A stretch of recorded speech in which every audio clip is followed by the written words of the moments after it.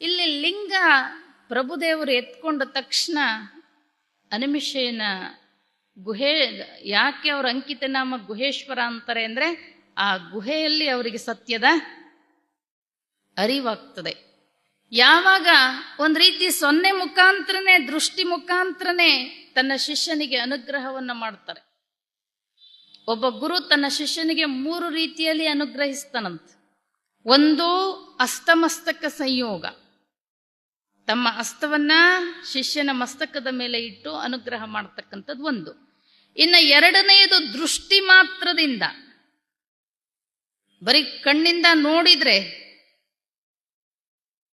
ಅದೆಂಗ್ ಸಾಧ್ಯ ರೀ ನೀವಂತೀರಿ? ಕಣ್ಣಲ್ಲಿ ಏನ್ ಬೇಕಾದ್ರೂ ಮಾಡ್ಬೋದು,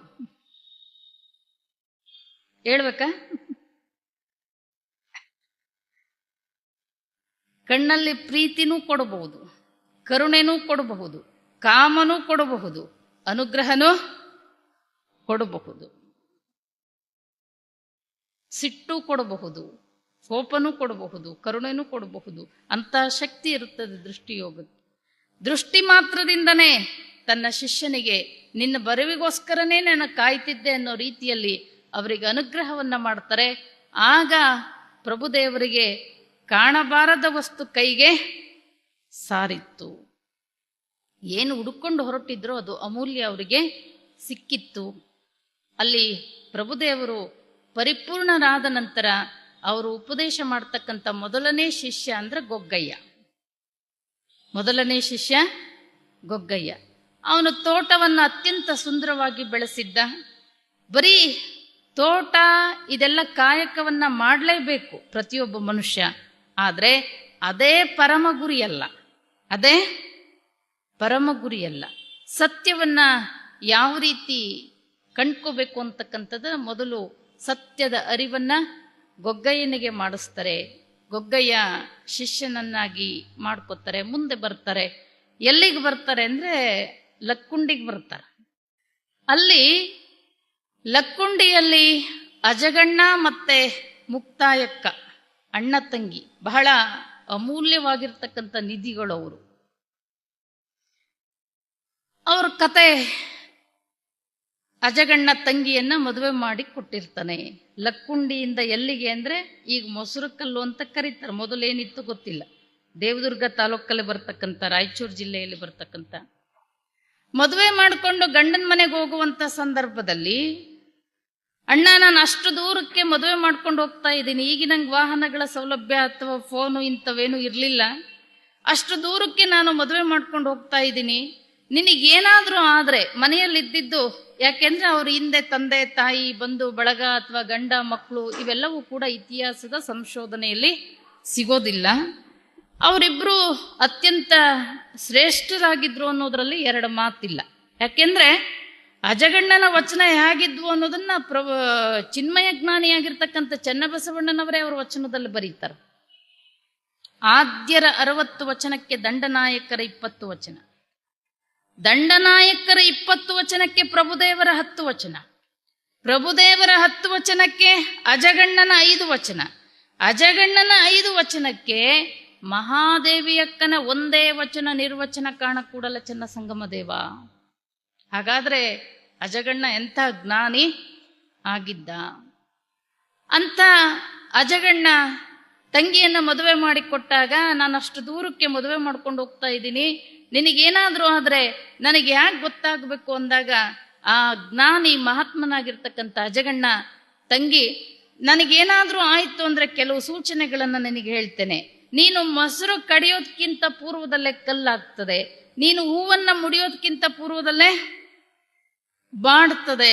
ಕೆಲವು ಸೂಚನೆಗಳನ್ನ ಕೊಟ್ಟಾಗ ತನ್ನ ಗಂಡನ ಮನೆಯಲ್ಲಿ ತನ್ನ ಪೂಜೆ ಧ್ಯಾನವನ್ನ ಅಣ್ಣನೇ ಆಕೆಗೆ ಗುರು, ಅವನ ಒಂದು ಮಾರ್ಗದರ್ಶನದ ಪ್ರಕಾರ ಪೂಜೆ ಧ್ಯಾನ ಮಾಡ್ತಾ ಕಾಲ ಕಳೀತಾ ಇರಬೇಕಾದ್ರೆ ಒಂದು ದಿನ ಅಣ್ಣ ಹೇಳಿದ ಸೂಚನೆಗಳು ನಡೀತವೆ. ಅದಕ್ಕೂ ಮೊಸರು ಕಲ್ಲು ಅಂತ ಬಂತು ಅಂತ. ಮೊದಲು ಏನಿತ್ತು ಹೆಸರು ಗೊತ್ತಿಲ್ಲ, ಇವತ್ತು ಮೊಸರು ಕಲ್ಲಂತಿದೆ.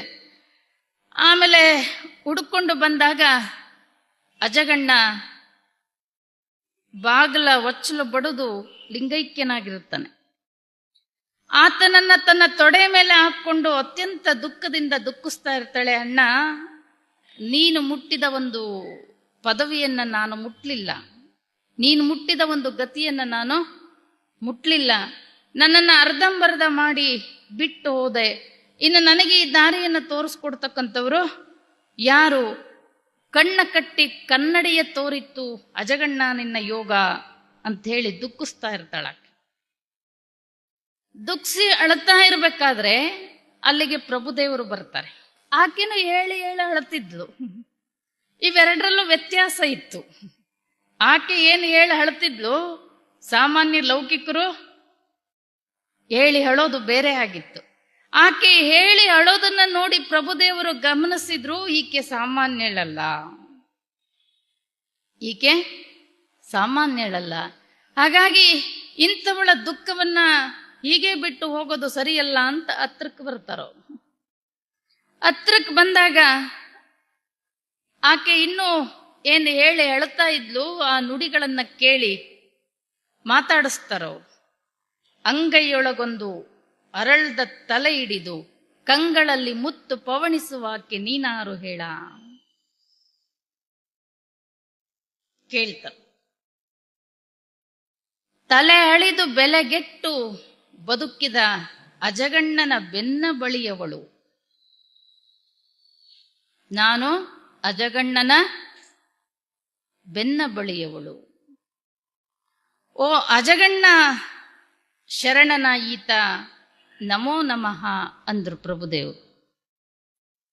ನನ್ನ ಅಜಗಣ್ಣನಿಗೆ ನಮಸ್ಕಾರ ಮಾಡ್ತಕ್ಕಂಥ ನೀನ್ ಯಾರು ಅಂತ ಕೇಳಿದ್ಲು.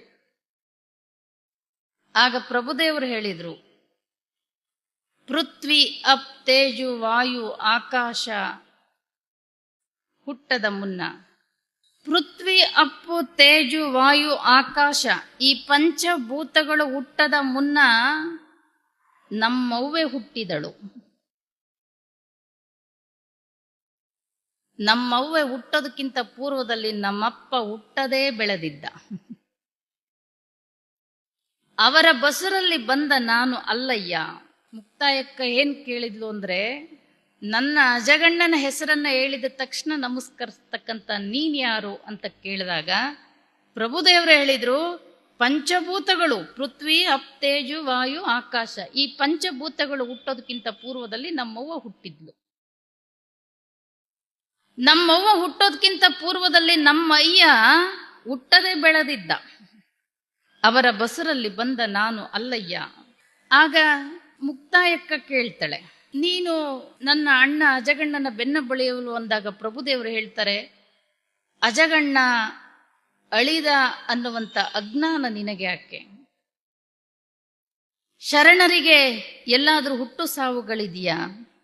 ಆತ ಪರಮ ಪದವಿಯನ್ನ ಪಡೆದಿರ್ತಕ್ಕಂಥವನು, ನೀನ್ ಯಾಕೆ ಇಷ್ಟು ಜ್ಞಾನಿಯಾಗಿ ಅಜ್ಞಾನವಾಗಿ ಅಳ್ತಾ ಇದೀಯಾ ಅಂತ ಕೇಳಿದಾಗ ಆಕೆ ಹೇಳ್ತಾಳೆ, ನನ್ನ ಅಳು ಬರೀ ಅಜಗಣ್ಣ ಲಿಂಗೈಕ್ಯರಾದ್ರು ಅಂತ ಅರ್ಥ ಅಲ್ಲ. ಆತ ಮುಟ್ಟಿದ ಗತಿಯನ್ನ, ಆತ ಮುಟ್ಟಿದ ಪದವಿಯನ್ನ ನಾನು ಮುಟ್ಲಿಲ್ಲ. ನನಗಿನ್ನ ಮುಂದಿನ ಮಾರ್ಗವನ್ನ ತೋರಿಸ್ಕೊಡೋರು ಯಾರು? ಅದಕ್ಕೆ ನನಗೆ ದುಃಖ ಆಗಿ ಅಳುತ್ತಾ ಇದ್ದೀನಿ. ಅದಕ್ಕೆ ಪ್ರಭುದೇವರು ಹೇಳಿದ್ರು, ನಿನ್ನ ಅಣ್ಣನೇ ನಿನಗೆ ಗುರು ಆಗಬೇಕು ಅಂತ ಯಾಕೆ? ನಿನ್ನ ಅಣ್ಣನೇ ನಿನಗೆ ಗುರು ಆಗಬೇಕು ಅಂತ ಯಾಕೆ? ನಾವು ಆ ಅಜ್ಞಾನವನ್ನ ಬಿಡಬೇಕು. ನನ್ನನ್ನ ನೋಡು, ನನ್ನನ್ನು ನಾನು ಅರಿತಿದ್ದೇನೆ, ನನ್ನ ಅರಿವೇ ನನಗೆ ಗುರು. ತಕ್ಷಣಕ್ಕೆ ಪ್ರಭುವನ್ನ ಆಕೆ ಹಿಡಿತಾಳೆ. ತನ್ನನ್ನ ತಾನು ಅರಿತ ಬಳಿಕ ಅದನ್ನ ಎದುರಿಟ್ಟು ಹೇಳೋದು ಅದು ಅಜ್ಞಾನಿಗಳ ಲಕ್ಷಣ. ತನ್ನನ್ನ ತಾನು ಅರಿತಿದ್ರೆ ನನ್ನ ಅಣ್ಣನಂತೆ ನೀನು ಮೌನಿಯಾಗಿರ್ತಿದ್ದೆ. ನಿನ್ನನ್ನ ನೀನು ಅರಿತಿರೋದನ್ನ ನೀನಿಷ್ಟು ಎದುರಿಟ್ಟು ಹೇಳಬೇಕಾದ್ರೆ ಇದು ಪೂರ್ಣ ಜ್ಞಾನಿಯ ಲಕ್ಷಣ ಅಲ್ಲ ಅಂತಳಕ್ಕೆ. ನೀನೇ ಹೇಳ್ತೀಯ ಹೋಗು ಮರುಳೆ ಅಂತಳ. ಆಕೆಯ ದಿಟ್ಟತನಕ್ಕೆ ಬೆರಗಾದ ಅಲ್ಲಮ್ಮ ಪ್ರಭು, ನೀನು ಹೇಳೋದೆಲ್ಲ ಸತ್ಯ ಅಲ್ಲ. ಅರಿತು ಆಡೋ ಮಾತು ಅದು ಜ್ಯೋತಿರ್ಲಿಂಗ, ಅರಿಯದೆ ಆಡಿದ ಮಾತು ಅದು ಸಂತೆ ಸುದ್ದಿ ಅದು. ಆದರೆ ಅರಿತು ಆಡಿದ ಮಾತು ಜ್ಯೋತಿರ್ಲಿಂಗ. ಅದು ಇದು ಭವದ ಬೀಜ ಅಲ್ಲ, ಸುಟ್ಟ ಹಗ್ಗ. ಅದನ್ನು ಒಸಲಿಕ್ಕೆ ಬರೋದಿಲ್ಲ. ನಿನ್ನಲ್ಲಿರ್ತಕ್ಕಂಥ ಅಜ್ಞಾನವನ್ನು ಬಿಡಿಸ್ಲಿಕ್ಕೆ ನಾನು ನನ್ನನ್ನು ಎದುರಿಟ್ಟು ಹೇಳಬೇಕಾಯ್ತು ಅಂತ ಹೇಳಿದಾಗ ಆಕೆ ಪ್ರಭುದೇವರಿಗೆ ಶರಣಾಗತಿ ಆಗ್ತಾ ಇದ್ದಾಳೆ. ಮುಂದಿನ ಮಾರ್ಗವನ್ನು ಪ್ರಭುದೇವರು ಆಕೆಗೆ ತಿಳಿಸ್ಕೊಡ್ತಾರೆ.